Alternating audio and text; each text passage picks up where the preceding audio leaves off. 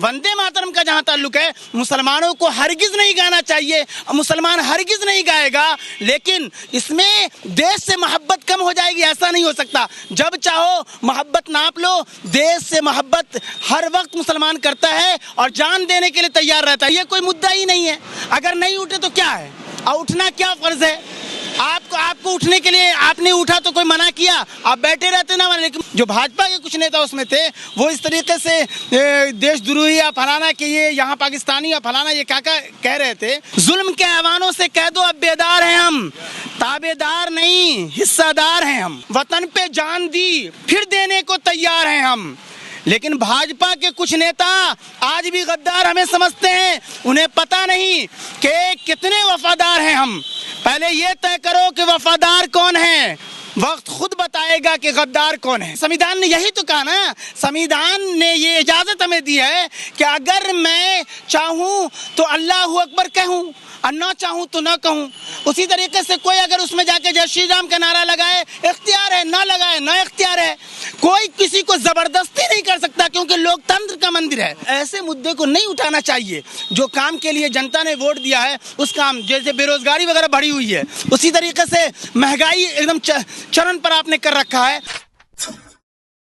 जय भीम नमो बुद्धाय। मैं राजकुमार मांझी और आप देख रहे हैं द एक्टिविस्ट। इस वक्त हम मौजूद हैं इनकम टैक्स गोलंबर से थोड़ा सा आगे हैं, और बात करें सऊद आलम की तो आरजेडी के विधायक है।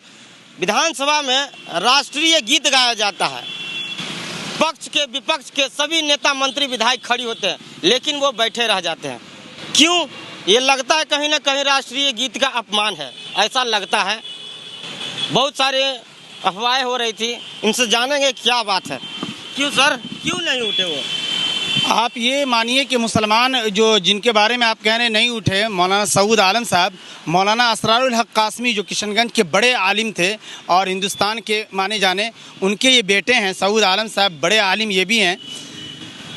हासिल ये है कि यहाँ के मुसलमान, चाहे वो पार्लियामेंट में हो या फिर किसी भी विधानसभा में हो, इसके अंदर वो ऐसा घर है कि लोकतंत्र की मंदिर है।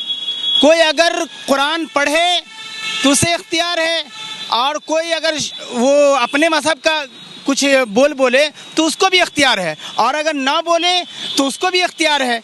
इसी लिहाज से, और एक दूसरा ये कि मोहब्बत का पहलू जो होता है उसके लिए ज़रूरी नहीं है कि खड़ा ही हो, आज जिनको खड़ा होना हो, लेकिन खड़ा होना ये मोहब्बत का पहलू ऐसा नहीं है। और मुसलमानों को जो भाजपा के कुछ नेता उसमें थे, वो इस तरीके से देशद्रोही या फलाना कि ये यहाँ पाकिस्तानी या फलाना ये क्या कह रहे थे।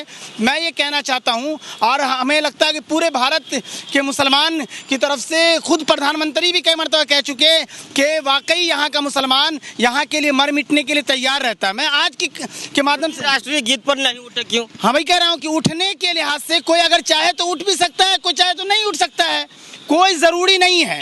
अब वहाँ पे कोई चाहे तो अपने धर्म की कुछ बोल सकता है, और नहीं तो नहीं। वो लोकतंत्र की मंदिर है, वो उसमें इस लिहाज से नहीं आदमी चुन के भेजा है। वो आम आदमी की क्या समस्या है उसके हल के लिए विधानसभा या राज्यसभा या फिर उस तरीके से पार्लियामेंट होता है। लोगों द्वारा कहा जा रहा है कि राष्ट्रीय गीत को अपमानित किया गया, इसलिए नहीं खड़ी हो। आप यकीन मानिए मुसलमानों पर किसी तरीके का सवाल कोई नहीं कर सकता।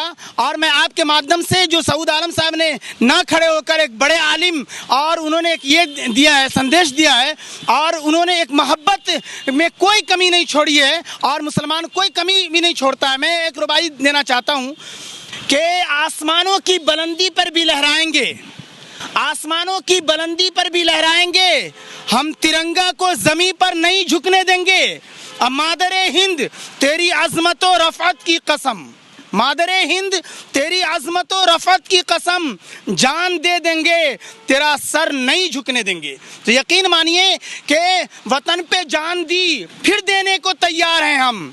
लेकिन भाजपा के कुछ नेता आज भी गद्दार हमें समझते हैं। उन्हें पता नहीं कि कितने वफादार हैं हम। पहले ये तय करो कि वफादार कौन है, वक्त खुद बताएगा कि गद्दार कौन है। तो यकीन मानिए कि हिंदुस्तान के अंदर कि चाहे वो किसी भी भाजपा राज हो या केंद्र की सरकार, जो भाजपा है वो इस तरीके से शोषे को लाती है।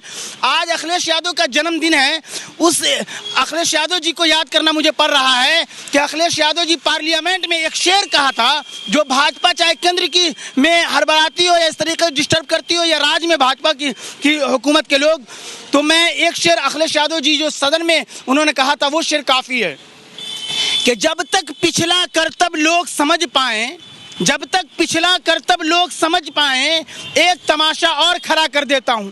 ऐसा शोषा लाला करके झूठ, ये कोई मुद्दा ही नहीं है। अगर नहीं उठे तो क्या है, और उठना क्या फर्ज है आपको उठने के लिए? आपने उठा तो कोई मना किया? आप बैठे रहते ना। लेकिन मुसलमानों के लिए कि वो गीत, हाँ, कुछ गीतों के अंदर क्या कहा जा रहा है कि वो अपमान किए हैं राष्ट्रीय गीत? नहीं, बिल्कुल नहीं। ये हिंदुस्तान के मुसलमान हर हाल में वतन वालों ने सर यहाँ बात हिंदू और मुस्लिम का नहीं, बात है राष्ट्रीय गीत को सम्मान न देना। नहीं, राष्ट्रीय गीत को सम्मान देना हर हाल में, जो ये बैठ करके आपके मजहब को कोई तोड़ नहीं आता है, लेकिन हमारे मजहब का कोई विचारधारा है। मिसाल के तौर पर हम अपनी मम्मी पापा से बेहद मोहब्बत करते हैं, लेकिन हम अपनी मम्मी पापा से समझिए कि पूजा करने लगे, ऐसा नहीं हो सकता। इसलिए इस्लाम का कुछ ये है, उसी तरीके से न गा भी नहीं सकता। जो वंदे मातरम के लफ्ज वगैरह है, ये हमारे यहाँ गाया भी नहीं जाता। क्यों? हाँ, इसलिए नहीं गाया जाता कि उसके अंदर इस तरीके का बू है कि पूजा वगैरह जो करने का भी उसके जब मीनिंग में आता है। इसी लिहाज से हम सिर्फ पूजा करते हैं तो एक खुदा की, आसमान, ज़मीन, चांद, सूरज, सबको पैदा करने वाला, सबका मालिक एक है। उसके सामने उसकी पूजा करते हैं, उसी की इबादत करते हैं, उसी से मांगते हैं। दूसरा, विधानसभा में जाते हैं तो विधानसभा में आप ये धर्म को मत देखिए। विधानसभा में आपका जो है धर्म ग्रंथ है वो संविधान है, संविधान के तरीके से आपको चलना है। आप जो कह रहे हैं बिल्कुल, संविधान ने यही तो कहा ना, संविधान ने ये इजाज़त हमें दी है कि अगर मैं चाहूं तो अल्लाहू अकबर कहूं और ना चाहूं तो ना कहूं। उसी तरीके से कोई अगर उसमें जाके जय श्री राम का नारा लगाए, इख्तियार है, ना लगाए ना इख्तियार है। कोई किसी को जबरदस्ती नहीं कर सकता, क्योंकि लोकतंत्र का मंदिर है, जहां बाबा साहब अम्बेडकर का जो बनाया हुआ संविधान है सबको अपने मजहब की आज़ादी देता है। इसी लिहाज से ऐसे मुद्दे को हरगिज नहीं घुसाना चाहिए। जो लोकतंत्र या फिर विधानसभा जो राज की बनती है, जिस काम के लिए सरकार को उस काम के लिए आगे बढ़ना चाहिए, पब्लिक का जो असल मुद्दा है उस मुद्दे को आगे बढ़ाना चाहिए। कहने का हासिल ये है कि कोई भी मुसलमानों को ये इधर उधर ना समझे कि देश से मोहब्बत नहीं। प्रधानमंत्री, रक्षा मंत्री, अभी जो राजनाथ सिंह, सबों ने माना है। और आप यकीन मानिए कि यहाँ का मुसलमान भी, वीर अब्दुल हमीद का नाम सुना होगा आपने, कि कै टंकर को बर्बाद कर दिया था पाकिस्तान का।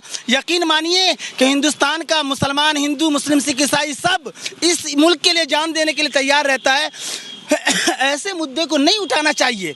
जो काम के लिए जनता ने वोट दिया है उस काम, जैसे बेरोजगारी वगैरह बढ़ी हुई है, उसी तरीके से महंगाई एकदम चरम पर आपने कर रखा है। उसी तरीके से आपने 19 लाख रोजगारी का वादा बिहार चुनाव में किया था भाजपा की सरकारों ने। ये राष्ट्रीय गीत और राष्ट्रीय गान में अंदर बताइए। नहीं, वो जो आप जो कह रहे हैं, कुछ वंदे मातरम का लफ्ज इस्तेमाल होता है और कुछ में जो राष्ट्रीय की जनगण, जो राष्ट्रीय गान जो होता है, जन गण मन अधिनायक, इसमें खड़ा होना पड़ता है, सम्मान देना पड़ता है। ये तो मुझे अभी स्कूल में पढ़ाया गया।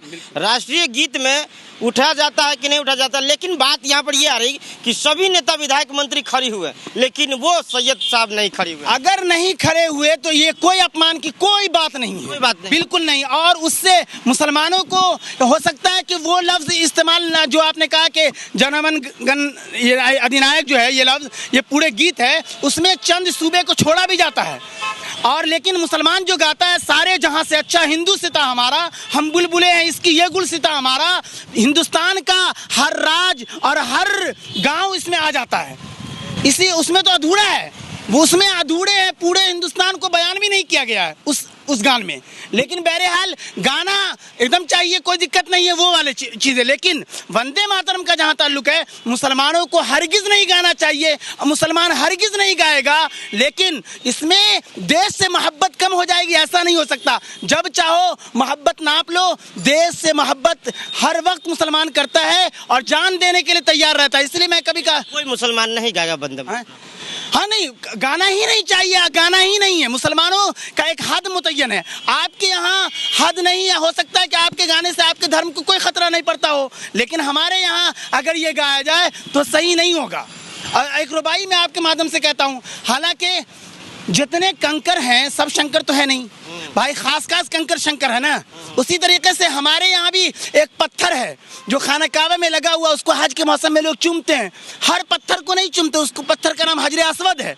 तो कुछ खास है, लेकिन आदमी चाहे कि सबको उसी तरीके से जो गाय की आप माता है, मतलब आप दिल में रखते हैं मोहब्बत देश के प्रति। हाँ, दिल में और जान देने के लिए तैयार रहते हैं और रहना ही चाहिए। लेकिन ये नहीं कहा जा सकता है कि हम इधर उधर जो है से क्या लिया कि ना उठने का नाम हो जाए कि मोहब्बत नहीं है, और या फिर पाकिस्तानी करार देना, ये सब करके इस बात को ध्यान में एकदम रखना चाहिए भाजपा के नेता हो या कोई भी, कि यहाँ का हिंदू मुसलमान सिख ईसाई सब यहाँ का नागरिक है, कोई यहाँ का किराएदार नहीं है, सब हिस्सेदार है। इसलिए वो कहता है कि जुल्म के ऐवानों से कह दो अब बेदार हैं हम, जुल्म के ऐवानों से कह दो अब बेदार हैं हम, ताबेदार नहीं हिस्सेदार हैं हम।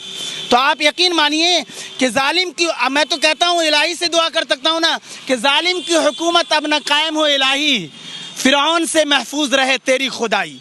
तो यकीन मानिए कि हिंदू मुस्लिम सिख ईसाई सबको लेके चलने का वक्त है। ये हिंदुस्तान सभी का खून शामिल है यहाँ की मिट्टी में, किसी के बाप का हिंदुस्तान थोड़ी है। और जहाँ तहाँ नफरत फैला करके अभी आप देखते हैं हिंदू मुस्लिम या किसी एक को मॉब लिंचिंग के जरिए से अगर मार दिया जाता है, किसी को आंसू नहीं, चाहे वो मॉब लिंचिंग मुसलमानों का किया जाए या किसी का भी, हर नागरिक यहाँ का गुस्से में रहता है और चंद आदमी इस तरीके का जो करते हैं उसको सब मना करते हैं। तो आप यकीन मानिए कि उसके लिए खड़ा, लेकिन हर बड़ी नागरिक चाहे हिंदू हो या यहाँ मुस्लिम, सबको राहत इंदौरी का ये शेर दिल की तख्ती पर याद रखना है, रहती दुनिया तक के लिए, जब तक हिंदुस्तान में के इंसान जाते रहेंगे, हिंदुस्तान रहेगा, तब तक के लिए शेर है उनका, राहत इंदौरी साहब का, कि लगेगी आग तो आएंगे घर कई जद में, लगेगी आग तो आएंगे घर कई जद में, यहाँ पे सिर्फ हमारा मकान थोड़ी है।